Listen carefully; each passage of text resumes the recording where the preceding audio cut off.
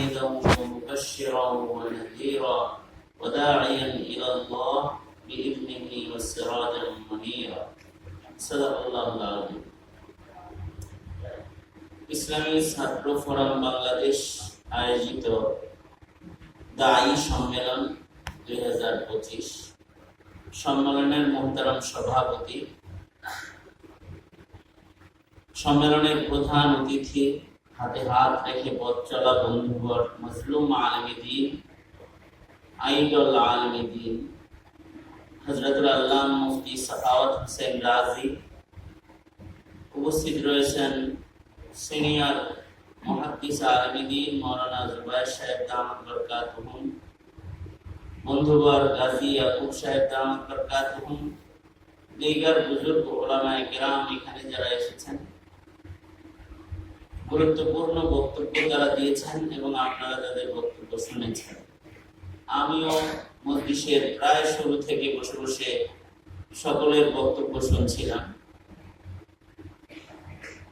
একেবারে মজলিসের শেষ প্রান্তে আমরা পৌঁছে গেছি। মূল কথা তো যার ব্যথা তিনিই বলবেন ভালো। এই দায়ী সম্মেলন অথবা ইসলামী ছাত্র ফোরাম বাংলাদেশ, এটা যার হৃদয় থেকে, যার একটা ব্যথার থেকে এটার জন্ম, তিনি মূল কথা বলবেন। আমাকে কিছু বলতে নির্দেশ করা হয়েছে, তাই খুব সংক্ষেপে কিছু কথা। সম্মেলনটা দায়ী সম্মেলন। দায়ী আল্লাহ পাকের পছন্দের এক কাফেলা, যে কাফেলার প্রথম সদস্য ছিলেন জমিনে আবির্ভূত পয়গম্বর আলাইহিস সালাম, অর্থাৎ বাবা আদম থেকে শুরু করে আমাদের নবী আলাইহিস সালাম পর্যন্ত যত নবী দুনিয়াতে এসেছিলেন, সকল নবীগণ দায়ী হয়ে এসেছিলেন।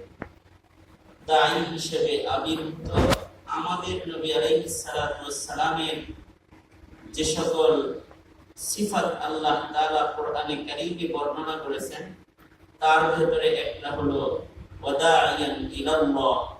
আমাদের নবীজিও একজন দায়ী ছিলেন।